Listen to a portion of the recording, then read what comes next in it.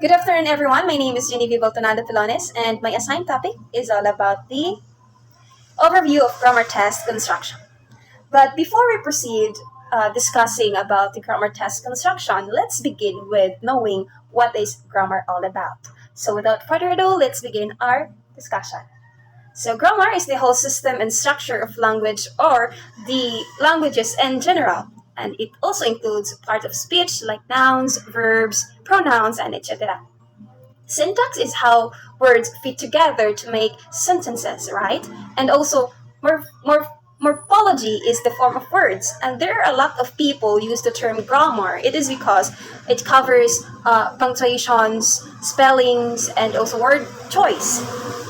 Test development or test constructions also refers to a science and art planning, preparing, administering, scoring, statically analyzing and reporting of result of the test.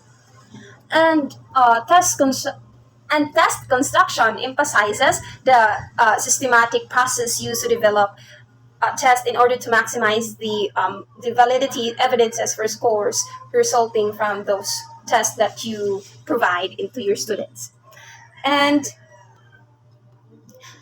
there are different types of test construction.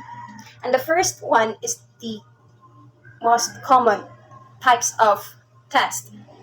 Multiple choice test. Multiple choice test is an advantage of being easy to grade and being able to cover a lot of grammatical points quickly, and in which the test maker give the test sentence with a blank and four or five choices lang of a word or phrase which completes the sentence correctly. And this is the example of it. And this A, B, C, D here is the four choices that kanang pilian nimo para mansira nimo ang example question. So this is the example of the multiple choice test. Because my mother was sick, I blank to go home last week. So what do you think is the correct answer of this example? Is it A, had, or B, have, or C, has, or D, hadn't? So what do you think is the best answer? Okay, the answer of this is B. Because my mother was sick, I have to go home last week. Okay, and next is the error correction. The error correction test is an item in which the test is given a sentence with an error. 4 words or phrases in the sentence marked with letters, and the test needs to decide which of the words or phrases has the error. So in this example here, I have an example here in my PPT. So let's read it. Most of the students believe that they should be getting better grades than they are. So from this sentence, what do you think is the error here? Is it A, most of the students, or B, believe that they, or C, should be getting better grades, or D, than they are rather?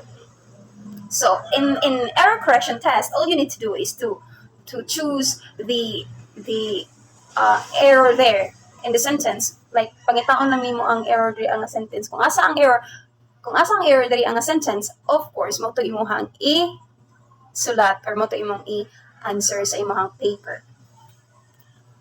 Next is item to test knowledge of words or sentence order. It can be used to test knowledge of word order. The traditional way is to present the test with 4 alternative words order. So as what you can see, my example here, there are 4 alternative words order nga kinahanglan nimo pilian para mansira nimo ang questions or question kaysa ra man natin ang example. So this is the example question in test knowledge of word or sentence order. I wonder how she knows blank, and these are the choices. It's either A, B, C, or D. And understanding the appropriate sentence order can also be tested in a similar way by giving test similar sentences and asking them to to put to put them in order so that the students or your students can understand and know what is the correct answer of that question rather. Okay, so naman din siya. Questions for me. Next is completion item. Completion items are items in which the task is asked to fill in the blanks in a sentence. So, yun kayo ni siya ng common na kayo ni siya nga kuan. So, this are the example of completion test. Give the book to a blank woman in a blue dress. Always remember that in a completion in completion items, the words that you need to fit in the blank should be you should be used on articles and prepositions. So what are those articles and prepositions? Like a, the, in, on, and more. So in this example, what do you think is the articles or prepositions that we need to put in here to complete the sentence? To complete the sentence, rather. Okay. Give the book to blank woman in the blue dress. So what do you think is the correct articles or prepositions that we need to put it in here to complete the sentence? Is it the or a? Okay, the correct answer is A. So let's complete the sentence, okay? Give the book to a woman in the blue dress. So that's it. Next is the transformation items.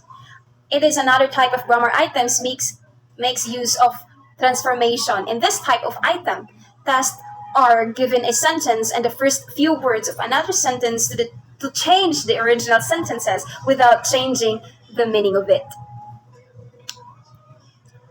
For example, Jim hasn't been home in a long time. So that's the example there. And I give you here clue kung saan niyo siya pag-change, kung saan niyo siya pag-transform sa sentence without kanang changing the meaning of the sentence itself. So, it's been a long time. Blank. Long blank. So, taas man siya nga blank. So, taas gini mong imo the sentence. So, it's either you're gonna change the sentence. It's been a long time since Jim was home. Ingana siya na example. So, ikaw na mismo mo mag-transform sa sentence. Depende sa ihatag sa imong teacher sa imo. So, man example. Like, or another example is that it's been a long time since Jim spend her time in their home. Ingana siya na mga examples sa transformation items test. Next is the word changing items. Another type of item in which the test is given a sentence and a word which they need to fit into the sentence by changing the form of the word. And this is the example of the word changing test. I have never belonged to Australia, and the given word there is be. So what do you think would be the right answer there? So gihatag diri kay be. Nya ang akuan man nato diri is word changing test. All you need to do is to change the given word into another word to fit it in the blank. Okay? So ang gihatag man diri ang answer is ang gihatag man diri ang kanang given word is be to para mabutang dira sa blank sa example. Unsa may bato nimo? Unsaon man nimo siya pag-change? Unsaon nimo siya pag-change ang be? Of course, this is the correct word changing nga pwede nimo siya gamiton. I have never been, kung been na siya, tama. I have never been to Australia before. Pero bilang na siya nga, kung imo lang gyapon gisubutang dira ang gihatag sa teacher sa imuha nga given word, of course, it is wrong. Magaling word changing items because you need to change the words that the teacher is you need to change the word that your teacher give diri muning B, muning gatag sa teacher diri B. So imo siyang i-change para ma-fit dira sa blank o para mas masabtan ang grammar. Kay kung kopyahon lang nimo ang B ug ibutang mo dira sa blank, it's wrong grammar man, di ba? Like, basaw na to. I have never been to Australia before. Do you think it's correct? Of course not. It's not correct at all. All you need to do is to change the words by been. I have never been to Australia before. So that's it. And the second example is I will be with you, and the given word is moment. So dili lang na siya. It's not always dili lang na siya perminti nga mag-change lang ta sa gihatag nga word sa teacher. Okay, it's either we change the word or we put something in it to fit in the sentence. Okay, gets. Okay, in the second example for changing items is I will be with you, blank, given word is moment. So, unsa man atong ilisan ang moment or atong dungagan og word or article or preposition. So of course atong gamiton is dungagan nato siya og article. Unsa nga article or preposition ang atong ibutang dira before the moment word? Correct. It is an in article. I will be with you in a moment. In a moment. In and a moment. So that's the kanang nadungag nga articles and prepositions diri ang word given sa imong teacher sa imo. It's in and a. Next is sentence combining exercise. Sentence combining exercise can play a part in testing grammar as well as its more traditional use as part of composition testing and training. Test might be instructed to combine the following sentences using a relative pronoun. And these are the example of the sentence combining exercise. I met a man. The man went to the same high school I did. I met a man who went to the same high school I did. So that's the example of the sentence combining exercise. And those are the different types of test constructions, which is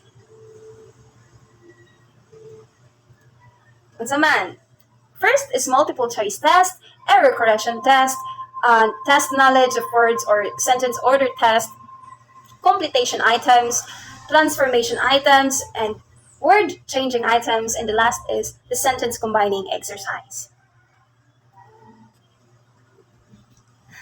And the test constructions have 4 steps in order to complete the stages of making a test questionnaires. Yes.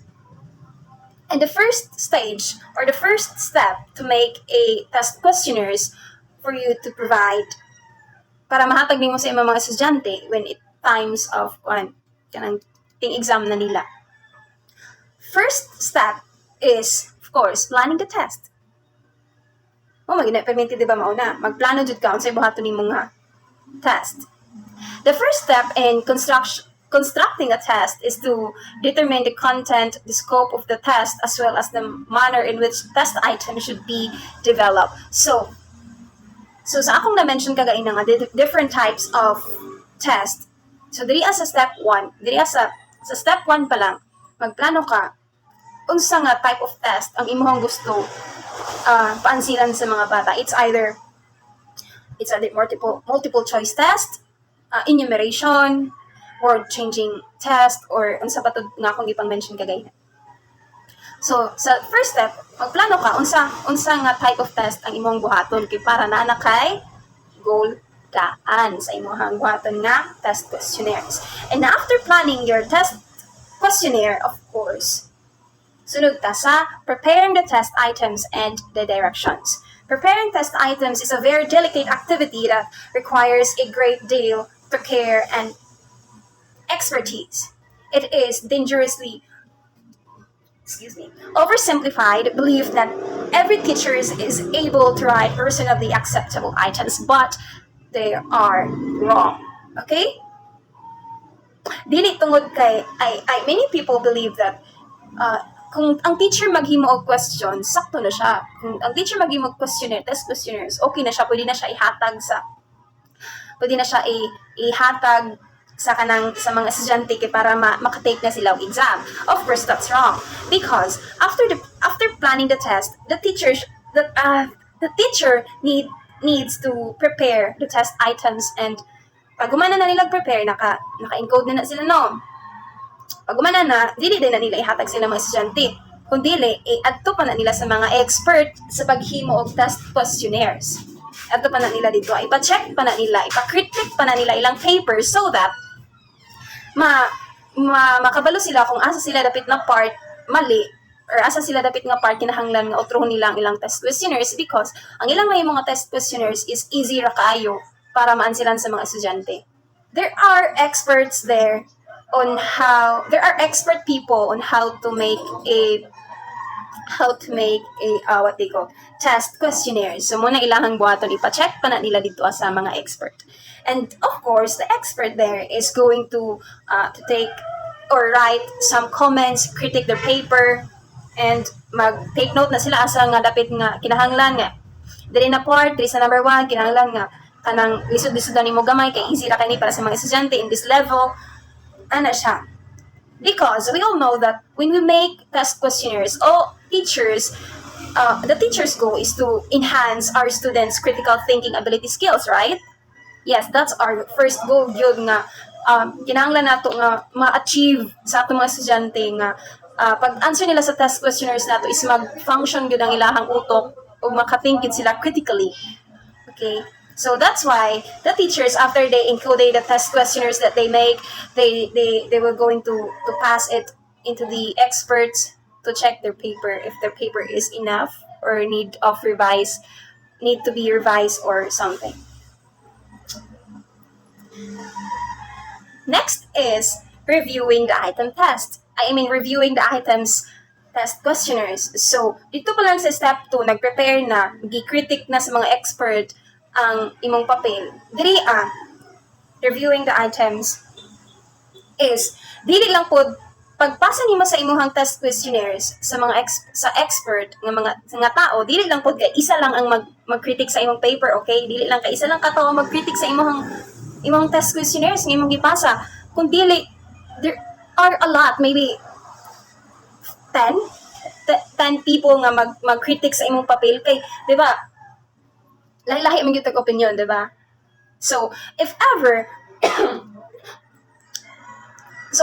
nga mamali ang isa ka tao o critic ani nga papel, nga siya, okay na ni. Tapos ang isa mo, ingon siya na, namay ko lang ani na part. You need to revise it. We need to tackle about this or whatsoever. So mag-debate sila or maghatag sila ilahang ilang idea or mag-brainstorming ang mga experts para mas ma-improve ang imuhang gihimo nga test questionnaires. Reviewing the items it is generally accepted principles that test constructions is a collaborative activity, just like what I did. Just like what I said earlier, right? An individual, no matter how expert he may be, is potentially subject to making mistakes. So, mo ta kung naingon kagaina, na dili magsilbi nga isa ra katao ang mag-critic sa imuhang paper or sa imong test questionnaires nga gihimo. Kung dili daghan sila, kay pwede nga ang isa ka tao dira is wala kakita sa imong mali nga nahimo sa imong test questionnaires. So, of course, ang isa ka expert, mag-comment pa na siya, mayon pa na siya, okay ma'am, this part is kanang mali siya or kinahanglan nimo i-improve imong questions so that your students will think critically in this item. Okay? Okay. And the last steps in making a test questionnaire or test construction is revising the test items.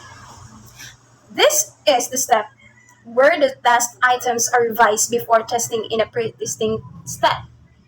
Okay, daghan kay pagsubok pa day gapon nga maagian sa mga test questionnaires nga gihimo sa atong teachers, no. So dili gid siya dali-dali.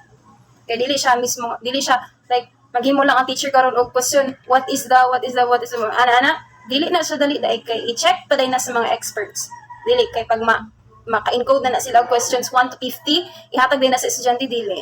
Kung dili ipa-check pag yun na sa uban, ipa-check pa na sa mga experts. So let's back to the last steps in test construction, which is the revising test items. So after the expert nag-comment sa imuhang test questionnaires nga gihimo, so ikaw no, makabalo ka. Ikaw nga teacher nga naghimo sa test questionnaire nimo, makabalo ka kung asa dapit ka na part mali. Or dili siya mali, pero need nimo i-improve. It is because kinahanglan gyud siya i-improve. So, kay kinahanglan mo na i-improve imong test questionnaires, of course, mag-revise gyud ka. Pero dili kay tungod kay na-critic na nila, tas na-revise na nimo imong paper or imong test questionnaires, magsalig na ka nga okay na to siya.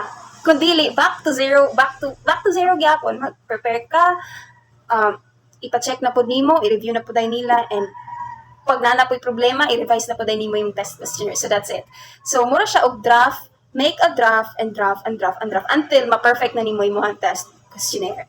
And if you finally perfect your test questionnaires and the expert have no comment at all about your test questionnaires, ngayon mong nang na-revise, pwede na to, muingon na ng mga expert na, okay, you can proceed into the examinations of your students. You can kanang mahatag na nimo imong mga test paper dito sa ila para maka-exam na imong mga estudyante. Sa muna, ang mga teachers, layo pa gani ang exam. Layo pa ang exam, maghimo na sila test questionnaires. Kay para, napasalay time nga mag-revise silang test questionnaires if ever dili magustuhan sa mga expert or if ever nga naay kinahanglan i-improve sa ilang test questionnaires nga gihimo. So that's it. So as a future teachers, puhon. So we really need to be responsible, no? Kay dili dali himuon ang test questionnaires, guys. Dili siya dali himuon. Kinahanglan daghan kay siya steps and mura pud ni siya og thesis. Kinahanglan nimo siya tarungon kay kung dili naman siya tarungon magbalik-balik jud ka. Nya dili lang baya kay mura may buhaton sa isa ka teacher maghimog test questionnaires, daghan pa kay pwede pang buhaton. So mientras layo pa, mag-andam na ta, maghimo na tag test questionnaires kay para mas masayo pud nila og ka-critic, and pag nay mali, masayo pud nato og ka-revise kay para pag time na sa ating exam, makahatag ta og test questionnaires sa atong mga estudyante in a right time and date nga dapat schedule gyud nato nga magpa-exam sa ilaha. We should be responsible enough para dili ma-hassle ang atong mga estudyante sa ato. So I think that would be all for my part and my topic. Thank you for listening and see you again soon. Bye.